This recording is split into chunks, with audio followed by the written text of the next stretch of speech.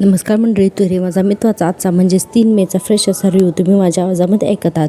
आपण पाहतोय सुरुवातीला ईश्वरी एक सरबत घेऊन येते अर्णवसाठी आणि म्हणते की सर हे सरबत घ्या आणि तुमचा मूड घालवा, बरं म्हणजे राग घालवा असं म्हणायचं असतं तिला. अर्णव म्हणतं हे बघ मी तर माझ्याकडे काय स्विच ऑन स्विच ऑफचं बटन नाही आहे की बाबा मूड गेला की स्विच ऑफ, मूड आला की स्विच ऑन.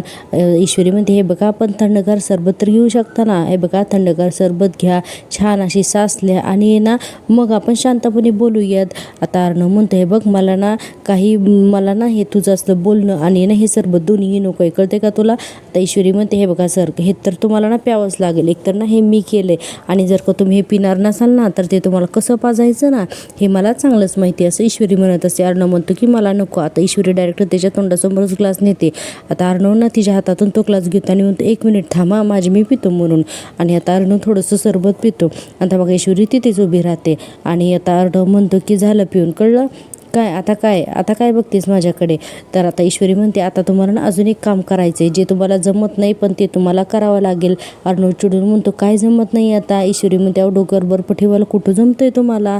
अर्णव म्हणतो हे बघ तुझ्याबद्दल कुणी काही बोललं तर ते मी ऐकून घ्यायचं का, शांत बसायचं का, नॉट पॉसिबल. ईश्वरी म्हणते अहो पण तुमची बायकोच तर सांगते ना तुम्हाला शांत बसायला. अहो मग बसा ना जरा शांत.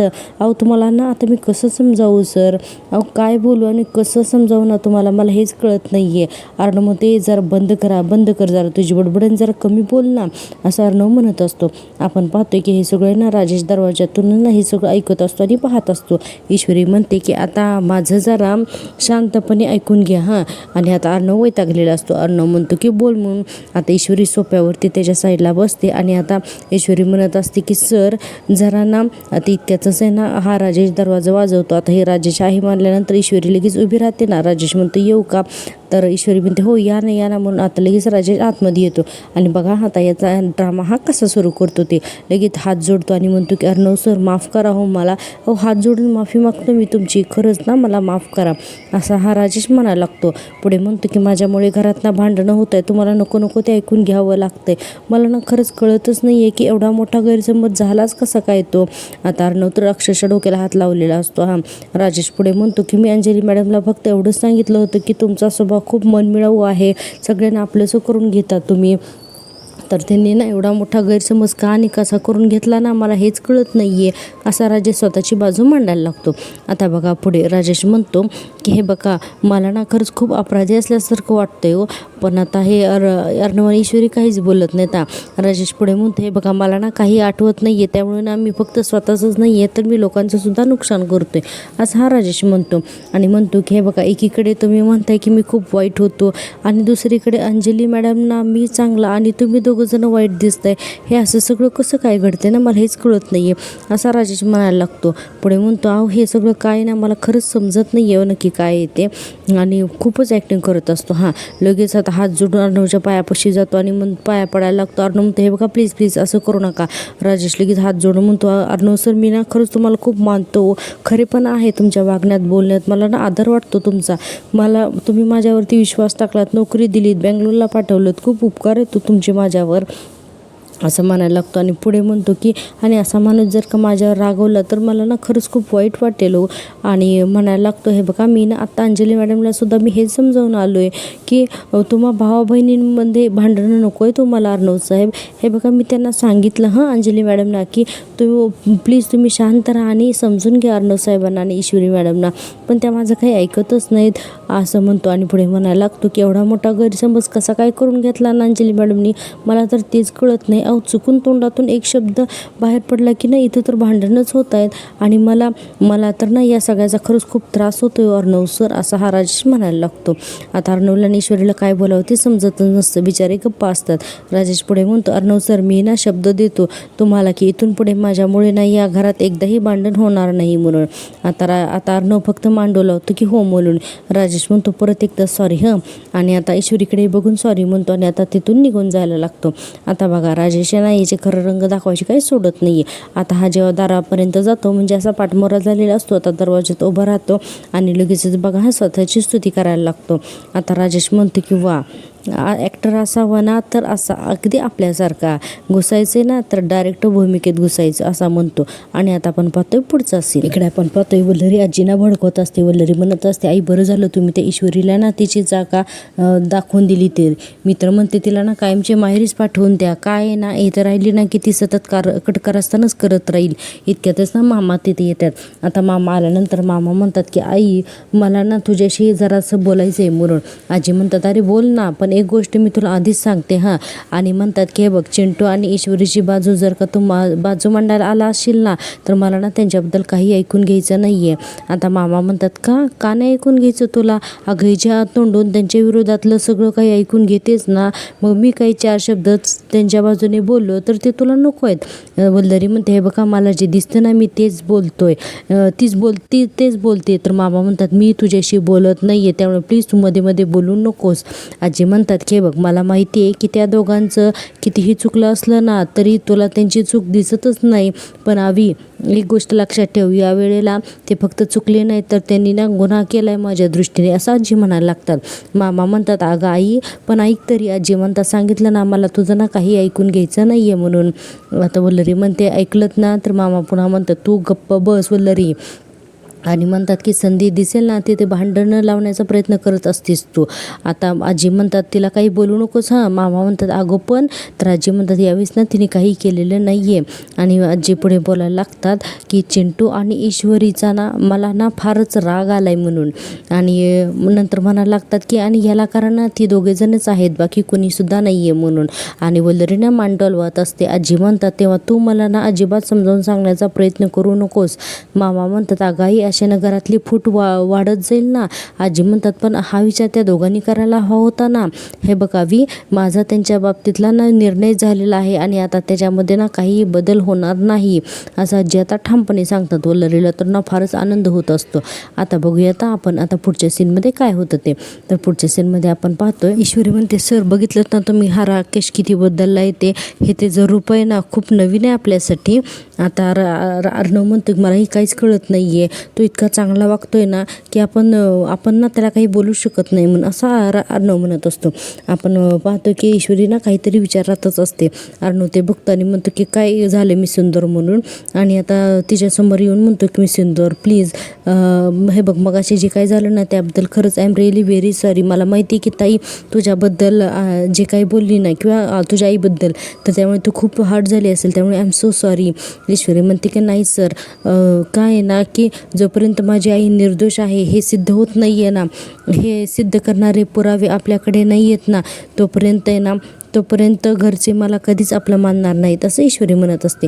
पुढे बघा आता ईश्वरी म्हणते ना की काय मी ना त्यांच्यासाठी परकीच असेल म्हणून ईश्वरीला खरंच या गोष्टीचं वाईट वाटत असतं. आता अर्णव आहे ना ईश्वरीला समजवण्याचा प्रयत्न करतो आणि म्हणतो की आय एम सॉरी इंदोर की मी पुन्हा तो विषय काढला. एनिवे उद्याच्या लॉन्चवर आपण फोकस करूया, कामाला लागूयात, कम ऑन. ईश्वरी म्हणते सर उद्या आपण तो कार्यक्रम करायचा आहे. अर्णव म्हणतो हो येस ऑफकोर्स वाय नॉट. आता ईश्वरी म्हणते अहो सर असं काय करताय, अहो घरामध्ये हे सगळं असं झाल्यानंतर घरचे सगळे येतील का कार्यक्रमाला. अर्णव आता बघा अर्णवचा तो राग आला आणि आता अर्णव म्हणतो की ठीक आहे त्यांना नसेल ना नाही यायचं तर नाही येऊ देत, नाही आले तर नाही आले, तसे त्यांचा माझ्यावर विश्वासच नाही आहे. ईश्वरी म्हणते हे बघा सर कसंही झालं तर ते आपल्यापेक्षा मोठे आहेत, आपण थोडासा कमीपणा घेऊन. अर्णव म्हणते हे बघ मी कमीपणा वगैरे घेणार नाही आहे. ईश्वरी म्हणते अहो सर मान्य मला की आपले आणि त्यांचे काही वाद आहेत, पण सर प्लीज असं नाही ना करायचं. तुम्ही नाही या सगळ्याबाबत एकदा बोला त्यांच्याशी, प्लीज सर बोला त्यांच्याशी घरच्यांशी, असं ईश्वरी अर्णवला समजावून सांगते. आणि म्हणते की इतर कोणासाठी नाही प्लीज माझ्यासाठी तर सर बोला ना. आता अर्णवला नको वाटत असतं पण ठीक आहे म्हणून तो हो म्हणतो. आणि आता बघा हा अर्णव सगळ्यांना समजावायला जातो सुद्धा, पण घरातले ना कुणीही ऐकत नाहीत, घरचे सगळे हट्टीच दाखवलेले आहेत. आता सगळेजण जेवणासाठी डायनिंग टेबलवरती आलेले असतात. अर्णव म्हणतो मला ना तुम्हाला सगळ्यांशी बोलायचे. तर अंजली म्हणते मला माहिती आहे तुला काय बोलायचे ते, पण तू काही बोलण्याच्या अगोदर मीच सांगते तुला ईश्वरी फॅब्रिकच्या कार्यक्रमासाठी ना आमच्यापैकी कोणीसुद्धा येणार नाही. मामी लगेच म्हणतात हो अगदी बरोबर. अर्णव म्हणतो मला माहितीच होतं की तुमचं हेच उत्तर असणार, पण स्टील हा फॅशनचा इव्हेंट आहे आणि तुम्ही सगळेजण त्याचा पार्ट आहात म्हणून मला असं वाटतं की तुम्ही सगळ्यांनी मिळून ना पार्टिसिपेट करावं म्हणून, पण कोणाच्याही चेहऱ्यावरती आनंद दिसतच नसतो. आता बघा पुढे ईश्वरीसुद्धा तिथेच आलेली असते, आकाशसुद्धा असतो. आता आजी म्हणतात की ईश्वरी फॅब्रिक्स हे नाव बदलणार असशील ना तू, तर आम्ही विचार करू येण्याचा. अर्णव म्हणतो की व्हॉट, काय बोलताय तुम्ही हे सगळं? आणि म्हणतो हे बघा आजी, असं काही होणार नाही, इट्स इम्पॉसिबल म्हणून. आजी म्हणतात मग निर्णय घेणं अगदी सोपं आहे. ज्या मुलीमुळे आणि तिच्या आईमुळे आपल्या घरामध्ये एवढी वादळं आली ना, तर तिच्या नावाने जर का तू नवीन बिझनेस सुरू करणार असलास ना, तर आमच्यापैकी कोणीही त्या कार्यक्रमाला येणार नाही म्हणून आजी आता ठामपणे त्यांचं स्पष्ट मत सांगूनच टाकतात. आता राजेश लगेच म्हणत असतो की आजी अहो, पण आपल्या घरचा कार्यक्रम आहे म्हणल्यानंतर. वल्लरी म्हणते जावई बापू, अर्णव आपला विचार करतच नाहीये. हे बघा, फंक्शनला आपण न जाऊन चालणार आहे, हो की नाही अर्णव, तुला चालेल ना? असं लगेच वल्लरी म्हणायला लागते. आणि पुढे म्हणतो की अरे ईश्वरीची फॅमिली येईल ना फंक्शनला, काय? आता लगेच आकाशला राग येतो ना. आकाश लगेचच मामीला बोलायला लागतो, हा ईश्वरीच्या घरचे आले तर प्रॉब्लेम काय, आणि हे फॅमिली आहेत ना. तर वल्लरी म्हणते आकाश, तू लगेच मध्ये बोलायची काही गरज नाही आहे, आणि ती अजून तुझ्या सासरची झालेली नाही आहे, त्यामुळे ना तू लगेच त्यांची बाजू घेऊन बोलण्याची गरज नाही आहे. आकाश म्हणतो आज नाहीच झाले पण उद्या होणारच आहेत ना, प्रॉब्लेम काय मग तुला? वल्लरी म्हणते तरीच म्हणलं अजून मी, माझा मुलगा गुडघ्याला बाशिंग बांधून बोलायला कसा आला नाही? आजी म्हणतात बास आता, मला आज आणखीन वाद आणि भांडण नको आहे, तर तुम्ही सगळेजण गप्प बसा. आणि आजी म्हणतात की चिंटू, हे बघ मी तुला ना शेवटचं सांगून ठेवते, आम्ही कोणीही या कार्यक्रमाला येणार नाहीत म्हणून. आणि म्हणतात की आणि हा निर्णय काही झालं तरी आता बदलणार नाही म्हणून. आता आजीने सुद्धा एकदम ठामपणे सांगून टाकला. ईश्वरीला खरंच खूप वाईट वाटतं या सगळ्या गोष्टीचं. अर्णव फक्त ईश्वरीकडे बघतो, एकदा मामीकडे आणि अंजलीकडे सुद्धा बघतो, आणि हे तिघं हे कुणी सुद्धा यायला ना तयारच नसतात. आता अर्णव तिथून निघून जातो तर आजी लगेच म्हणतात चला घ्या जेवायला आता सगळेजण. इतक्यातच राजेश मनातल्या मनात म्हणतो आता ह्या बोरिंग यांच्या ड्राम्यामधून जर का आपल्याला बाहेर पडायचं असेल ना, तर मला ना आता पटकन बेंगलोरची फ्लाईट पकडायला हवी, असं राजेश मनातच म्हणत असतो. आणि आता आपण पाहतोय पुन्हा या क्लाउड किचनमधला सीन. इकडे शुभंकर आणि नम्रता जे आहेत तर ते दोघं जण सापशिडी खेळत असतात, आणि शुभंकर नम्रताकडेच बघत असतो. नम्रता म्हणते शुभू काय बघत काय बसलायस, खेळ ना. शुभंकर म्हणतो हो खेळतोय ना, म्हणून आता हे सापशिडी खेळत असतात. आता ती नम्रता म्हणते मागे एकदा इशूने आणली होती सापशिडी, मागे एकदा आमच्या सगळे ऑर्डर खेळत कंप्लीट झाले आणि मग आम्ही खेळतच बसलो होतो, बरं झालं तुला दिसली ती, नाहीतर मी ना विसरूनच गेले असते. शुभंकर म्हणतो अगं मी म्हटलं चला चान्स आहे तर खेळावं, म्हणून तिचा हात पकडतो आणि म्हणतो ए डमे, तू उन्हाळ्याच्या सुट्टीमध्ये इंदोरीच्या तुमच्या घरात आपण अंगणामध्ये तासन तास हे खेळायचो, आठवतंय का गं तुला? तर नम्रता म्हणते हां आठवते ना मला. म्हणून आता ती तिचा हात सोडवते आणि म्हणते शुभू अरे मी तर विसरूनच गेले होते, आणि ते टुर्नामेंट्स. तर शुभंकर म्हणतो मी काही विसरलेलं नाही आहे आणि म्हणतो तू मात्र सगळी विसरलीस हा. नम्रता म्हणते काय अरे मी नाही विसरले, आणि बरं चल निघूयात का आपण, असंही नम्रता म्हणत असते. शुभंकर म्हणतो काय मी जिंकतोय आता आणि मी ना तुला आईस्क्रीमची ट्रीट देणार आहे. नम्रता म्हणते ओ मिस्टर तुम्हाला काय असं वाटतं की तुम्ही जिंकणार आहेत काय ना, की सगळे साप खात आहेत तुम्हाला आणि तुम्ही ना सगळ्या झिरोमध्ये जात आहेत वेड्या. तर शुभंकर म्हणतो अशी वेडी माणसंच आहे ना अचानक सगळं काही पलटवून टाकतात, आणि म्हणतो की कळेल तुला. इतक्यातच फोन वाजतो नम्रताचा. आता नम्रता फोन उचलते, तर लगेच सुप्रियाचा फोन असतो. आता ही सुप्रिया म्हणते अगं काय आवरली की नाही किचनचं, आज खूप होते ना ऑर्डर्स. तर लगेच नम्रता म्हणते नाही ऑर्डर झाल्याच सगळ्या, आम्ही ना दोघं जण जरा खेळत बसलो आहेत. सुप्रिया म्हणते आम्ही म्हणजे कोण आहे तुझ्यासोबत? नम्रता म्हणते अगं ही शुभू आहे, शुभू आला होता ना डबा द्यायला. सुप्रिया म्हणते अगं पण तो डबा देऊन पुढे ऑफिसला जाणार होता ना. तर नम्रता म्हणते हो पण त्याचं ऑफिसमधलं काम कॅन्सल झालं, सो मग आम्ही सगळी कामं संपवून इथे खेळत बसलो सापशिडी. आता सुप्रिया म्हणते अरे बापरे हा शुभंकरपणा कधी काही करेल ना, काही सांगता येत नाही. बरं चला या आता घरी, खूप उशीर झाला आहे. नम्रता म्हणते हो येतो. तर शुभंकर म्हणतो अगं आईस्क्रीमबद्दल सांग ना. नम्रता म्हणते हो अगं आई आम्ही ना इकडचं सगळं झालं ना की आईस्क्रीम खायला जाणार आहेत. हां काय ना की याने माझ्याबरोबर ना शर्त लावली की, आणि त्याला असं वाटते की तो जिंकणार आहे पण मी त्याला जिंकू देणार नाही, आणि मग आम्ही आईस्क्रीम खायला जाणार आहोत. सुप्रिया म्हणते शुभू अगं तुम्ही लहान आहात का नमो आईस्क्रीम खायला जायला, आणि लवकर घरी या, आणि उगीच या सकाळून आकाशला परत राग यायला नको हा, त्यामुळे घरी लवकर या. नम्रता म्हणते आई अगं असं काही होणार नाही, तू नको एवढी काळजी करूस असं म्हणते, आणि आता फोन ठेवते. आता फोन ठेवल्यानंतर काय होते की अचानकच आहे ना शुभंकर म्हणते हे बघ मला 6 पडलेला आहे, 1 2 3 4 5 6 असा म्हणते. हे बघ मला 6 आता मी शिडी मिळाली आणि मी जिंकलो. हे बघ मी प्रत्येक वेळेला ना असं हरता जिंकतो. नम्रता म्हणते शुभू काय रे असं. आता शुभंकर म्हणतो तुला अचानकच काय होतं ग? बरं तर नम्रता म्हणते आईस्क्रीम खायला जायचं आहे ना रे. हा शुभंकर म्हणतो आईस्क्रीम खायला जायचं असते. नम्रता म्हणते बरं थांबा, मी आधी माझं सगळं आवरून घेते. आता लगेच हा शुभंकर म्हणायला लागतो की आकाश नमू असं त्या 2 सुंगट्यांना घेऊन म्हणत असतो. आता त्यातले एक सुंगटी फेकून देतो आणि म्हणतो की आकाश आऊट आणि शुभंकर इन असं म्हणत असतो. आणि हा अतिशय विकृत असतो. आणि पुढं म्हणतो की मी तुझ्यासोबत असताना तुला टेन्शन घेण्याची खरं म्हणजे काहीच गरज नाही, म्हणजे तिला म्हणजे सुप्रियाला टेन्शन घेण्याची काहीच गरज नाही असं हा शुभंकर म्हणत असतो. पुढे आपण पाहतोय आता अर्णव आणि ईश्वरीचा सीन. अर्णव आता चिडून रूममध्ये आलेला असतो. ईश्वरी त्याच्या पाठीमागे येते आणि सर म्हणत असते. अर्णव म्हणतो हे बघ मी सिंदूर तुम्हालाच विचार म्हणून मी विचारलं ना, काय झालं तुम्हालाच त्यांच्याशी बोल, मी बोललो ना, काय झालं. आता ईश्वरी म्हणते सर प्लीज तुम्ही काही करा, पण ह्या ब्रँडचं नाव ईश्वरी फॅब्रिक आहे ना ते काढून टाका, ते चेंज करा, त्याशिवाय घरचे प्रोग्रामला येणार नाहीत. आता अर्णव म्हणतो अगं या हा जे ईश्वरी फॅब्रिक हे नाव आहे ना हे कधीच डन झालेलं आहे आणि आता ते ऐन वेळेला चेंज नाही होऊ शकत आणि माझ्याकडे वेळ जरी असताना तरी मी ते चेंज केलं नसतं, हे कळालं का तुला. ईश्वरी म्हणते सर प्लीज एकदा विचार कर ना, एकदा तरी. आणि म्हणते की अहो आजीने तुम्हाला लहानपणापासून वाढवलेलं आहे, मामीने तुमची एवढी काळजी घेतली, तुम्हाला वाढवले. अंजलीताई पहिल्यापासून तुमच्यासोबत या कंपनीत काम करतात आणि ते जर का ह्या कार्यक्रमाला नसतील तर हे सगळं कसं दिसेल बरं, दिसेल का ते. आणि हे बघा माझ्यामुळे ना तुमच्या घरच्यांमध्ये फूट पडलेली मला बिलकुल चालणार नाही. अर्णव म्हणतो मी सिंदूर फूट घरच्यांमध्ये तुझ्यामुळे नाही पडत आहे, फूट त्यांच्यामुळेच पडते. आता अर्णव तिला भरपूर समजावतं पण ईश्वरीला काही कळतच नाही. अर्णव म्हणतो हे बघ हा विचार त्यांना करता येत नाही का, आपणच विचार करायचा का. ईश्वरी म्हणते त्यांना नाही करता येत पण आपण तर विचार करू ना. तर अर्णव म्हणतो मला कोणाचाही विचार करायचा नाही आहे, प्लीज स्वतः जरा गप्प बस. अर्णव म्हणून बेडवर जाऊन बसतो. ईश्वरी म्हणत असते की प्लीज सर ऐका माझं, तुम्ही ना ईश्वरी फॅब्रिक हे नाव चेंज करा. पण अर्णव काय ते नाव चेंज करायला तयारच नाही. ईश्वरी म्हणते सर प्लीज एकदा तरी विचार करा. तर अर्णव काही विचार करायला तयारच नाही. अर्णव म्हणतो मी सिंदूर हे बघ मी ना तुला माझ्या सक्सेसचे एक सिक्रेट सांगतो. मी आजपर्यंत जे काही केलं ना, जे काही कमावलं ना ते फक्त आणि फक्त स्वतःच्या डिसिजनवरती कमावलं. मला जे योग्य वाटतं आणि माझ्या बुद्धीला जे पटेल मी तेच केलेलं आहे. कधीच मी कोणाला विचारायला गेलो नाही किंवा सांगायलाही गेलेलं नाही. आणि हे लोक मला प्रेशराईज करतायत की ब्रँडचं नाव चेंज करण्यासाठी, इट्स इम्पॉसिबल, हे नाही होणार आहे. ईश्वरी म्हणते अहो सर पण या आशाने तुमच्यातली गलतफहमी अजून वाढत जाईल ना आणि ही कोणी येणार नाही आपल्या उद्या फंक्शनला. अर्णव म्हणतो नको येऊ दे कोणीसुद्धा, मला काही फरक पडत नाही आहे. आणि तू एक काम कर, तू तुझ्या घरच्यांना बोलव, तुझ्या आईला वगैरे बोलव. ईश्वरी म्हणते अहो आपल्या घरचे येणार नसतील तर मी माझ्या घरच्यांना कसं काय बोलवणार. अर्णव म्हणतो ठीक आहे मग नको बोलू त्यांना सुद्धा, राहू दे तसंच. आता ईश्वरी म्हणते हे बघा सर मी ना तुम्हाला शेवटचं सांगते की जर का आपल्या घरचे फंक्शनला येणार नसतील ना तर मी सुद्धा येणार नाही म्हणून. आता असं ईश्वरीने सांगितल्यानंतर अर्णवला तर खूप राग येतो. अर्णव तिच्याकडे बघायला लागतो आणि ईश्वरी म्हणते सर तुम्ही हे फंक्शनच कॅन्सल करा.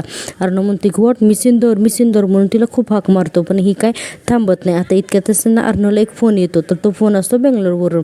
आणि आता अर्णव फक्त वॉट काय असं म्हणतो आणि आता तिथून निघून जातो. आता बघा ही करामत जी आहे ना तर ती राजेशने केलेली असते.